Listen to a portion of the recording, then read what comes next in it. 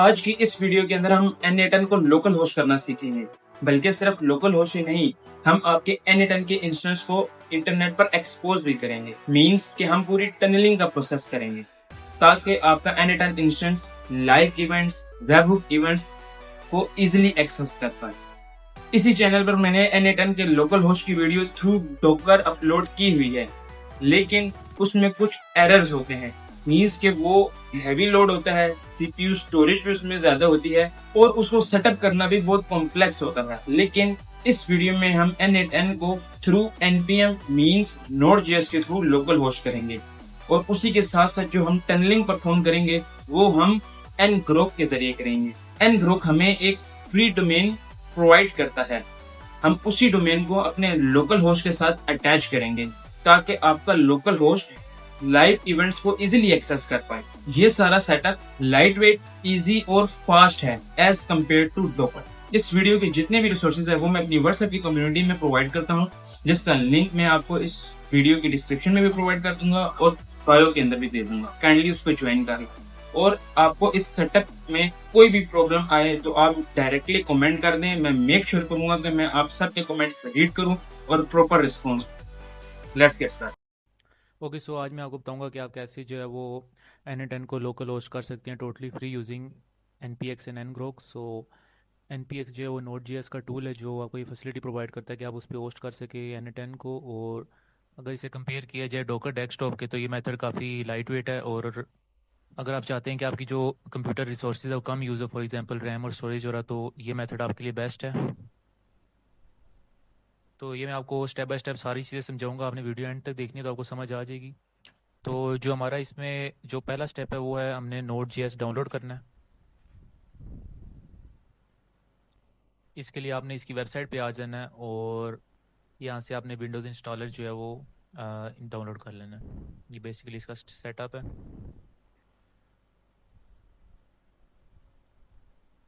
Download करने के बाद आप इसके सेटअप पे आएंगे और इसे इंस्टॉल करेंगे और इसकी जो भी लोकेशन होगी डिफ़ॉल्ट वही रहने दें। और आप इस इंस्टॉल करने के बाद आप इसे अगर कंफर्म करना चाहते हैं तो आप इसको कंफर्म भी कर सकते हैं। आप यहाँ पे देखें तो यहाँ पे अगर आपका कोई वर्जन शो हो रहा है तो इसका मतलब है कि आपका ये बिल्कुल करेक्टली इंस्टॉल हो चुका है। तो ये करने के बाद जो हमारा अगला स्टेप है वो बेसिकली हमने उस फोल्डर में हमने फोल्डर बनाना है जहाँ पे N8N का जो जितना भी डाटा होगा वो हमारा सेव होगा। आप कोई भी लोकेशन सेट कर सकते हैं। तो मैं लोकल डिस्क F पे आता हूँ और यहाँ पे एक फ़ोल्डर बना लेता हूँ।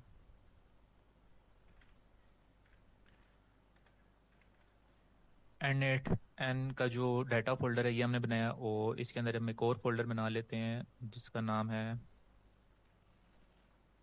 डेटाबेस। बेसिकली डेटाबेस के अंदर हमारा जितने भी क्रेडेंशियल्स और वर्कफ्लोज और जो भी N8N का जो जितना भी डाटा होगा वो सारा इस फोल्डर के अंदर सेव होगा। तो ये आपने एज इट इज़ ऐसे ही बना ले।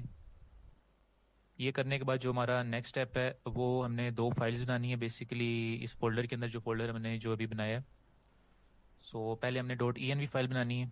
तो उसके लिए नोटपैड पे आएंगे और यहाँ पे मैं आपको ये प्रोवाइड कर दूंगा, ये टेक्स्ट टेक्स्ट डॉक्यूमेंट प्रोवाइड कर दूंगा। तो ये आपने एज इट इज़ कॉपी करनी है, लेकिन यहाँ पे आपने मेक श्योर करना है कि यहाँ पे आप अपनी मर्ज़ी की पोर्ट डाल सकते हैं, 5544 कुछ भी। और यहाँ पे जो है ये आपका अपनी डोमेन होगी ngrok की। तो ये मैं आपको बताता हूँ ये कैसे सेटअप करनी है। इसके लिए आप गूगल पे आएंगे और ngrok की वेबसाइट पे जाएंगे। यहाँ से आपने लॉगिन कर देना, अगर आपका अकाउंट है, नहीं तो आप साइन अप करें।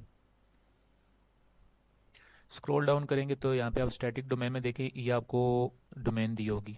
तो ये आपकी अपनी डोमेन होगी। तो आपकी जो भी यहाँ पे डोमेन होगी वो आपने सिंपली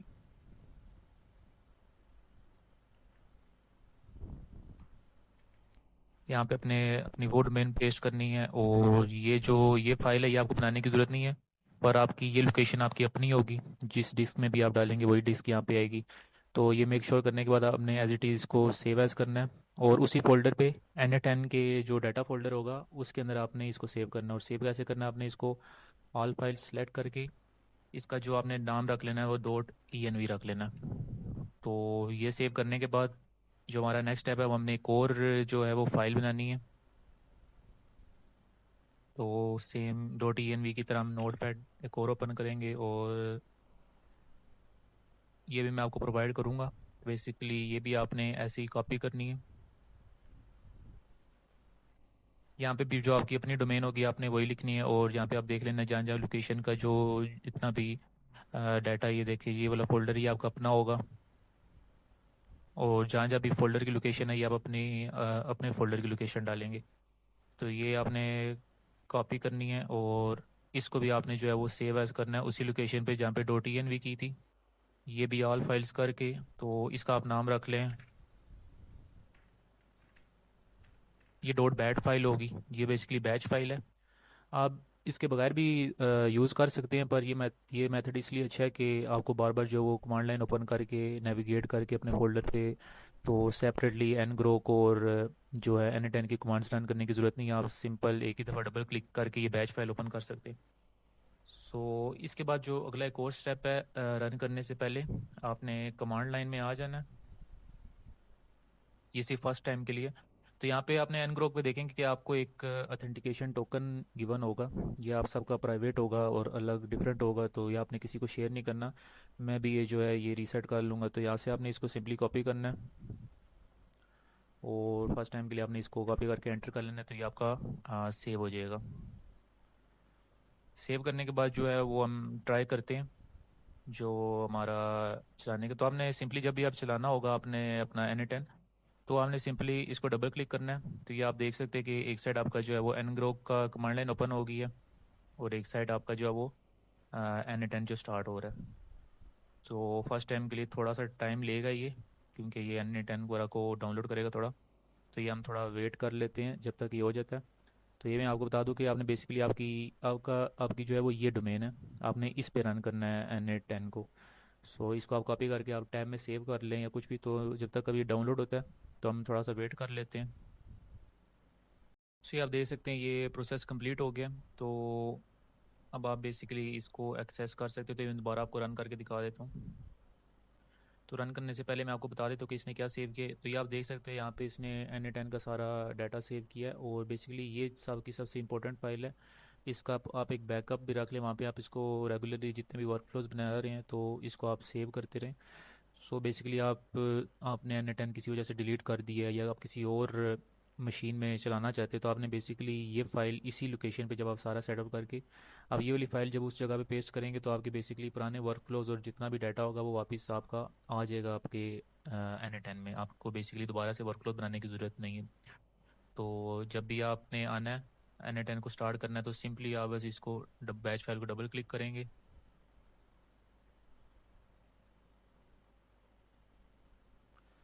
और ये आपकी बेसिकली जो है वो डोमेन है जिस पे n10 रन होगा।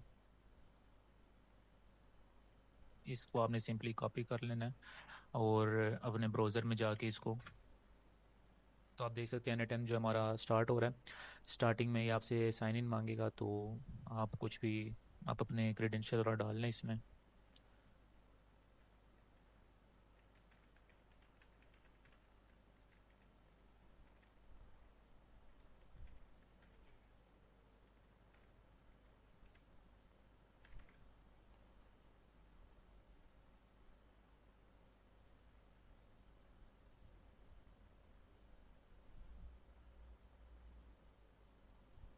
यहाँ पे अपने अपने मुताबिक जो है ये सारी फिल कर लेने हैं।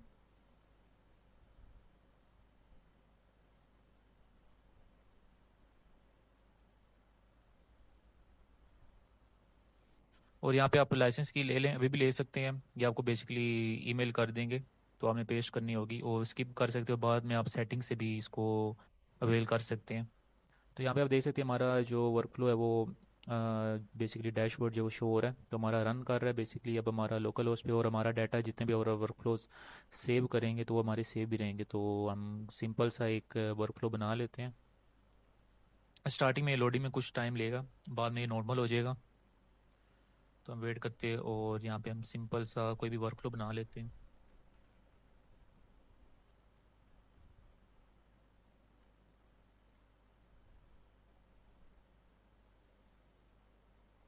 यहाँ पे मैं अपनी जो है वो एपीआई डालता हूँ। वो डाल दी है और अब हम इस वर्कफ्लो को टेस्ट करते हैं।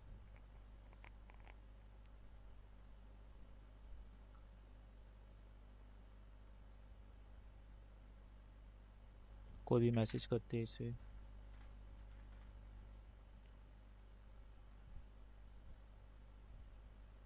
तो आप देख सकते हैं कि ये 100% रन कर रहा है। और एक और चीज़ बता दूं कि हमने इस मेथड में एन ग्रुप को इसलिए यूज़ किया ताकि जो हमारा वर्कफ्लोज हैं वो इंटरनेट पे एक्सपोज हो सके बेसिकली। अगर हम एन ग्रुप को यूज़ नहीं करेंगे तो हम लोकल होस्ट तो कर पाएंगे, लेकिन जो हम डिफरेंट वेब बुक्स को जो जब हम यूज़ करेंगे वर्कफ्लोज में तो वो हम नहीं चला सकेंगे वो वर्कफ्लोज, क्योंकि उसके लिए इंटरनेट पे एक्सपोज होना लाजमी है। तो एन ग्रुप इसलिए एसेंशियल है। इस मेथड में आप एन ग्रुप को जो है वो कंपलसरी यूज़ करें। तो एक और चीज़ मैं आपको बता दूं कि अब जैसे हमने सेव कर दिया, तो मैं आपको दोबारा बता रहा हूँ कि वर्कफ्लो जैसे हमारे इसमें भी डॉकर डेस्कटॉप की तरह सेव होते हैं। बेसिकली वो कहाँ पे सेव होंगे, डाटाबेस फोल्डर के अंदर। ये जो डाटाबेस डॉट एसक्यूलाइट फाइल है, ये बेसिकली इस फाइल के अंदर आपके सारे क्रेडेंशियल जैसे भी जो भी आपने एपीआईज वगैरह कनेक्ट की हुई हैं और जितने भी वर्कफ्लोज बनाए हुए हैं तो वो आपके इसके अंदर सेव होंगे। और अगर फॉर एग्जांपल आपने किसी वजह से N10 को डिलीट कर दिया और या आप किसी और लैपटॉप पे जो है वो सेटअप करना चाहते हैं, तो आपने ये सारे सेटअप जो भी स्टेप्स होंगे कंप्लीट करने के बाद जो भी आपकी पुरानी डाटाबेस डॉट एसक्यूलाइट होगी उसे सिंपली आपने कॉपी करके उधर पेस्ट कर देना इसी लोकेशन पे उस जगह पे। तो आपको दोबारा क्रेडेंशियल्स और वर्कफ्लोज बनाने की ज़रूरत नहीं होगी। पुराने वर्कफ्लोज जो हैं वो आपके N10 में आ जाएंगे। तो इस मेथड का ये भी फ़ायदा है। और दूसरा ये काफ़ी लाइट वेट है, क्योंकि आपने देखा कि आपको मैं बता देता हूँ कि ये फोल्डर देखिए सिर्फ 42 MB इस फोल्डर का साइज़ है। और अगर आप इसे डोकर डेस्कटॉप के सेटअप से कंपेयर करें तो वो मच हायर जीबीज में जाता है और वो आपकी रैम भी ज़्यादा इस्तेमाल करता है और आपकी स्टोरेज भी। तो उसके भी कुछ बेनिफिट्स हैं, लेकिन इसके एडवांटेजेस मेन यही है कि ये काफ़ी लाइट वेट है। तो आज की वीडियो में बस इतना ही था। तो कोई भी अगर आपको प्रॉब्लम होती है तो आप कमेंट कर सकते हैं। बाकी आज के लिए इतना ही था। तो खुदा हाफिज़।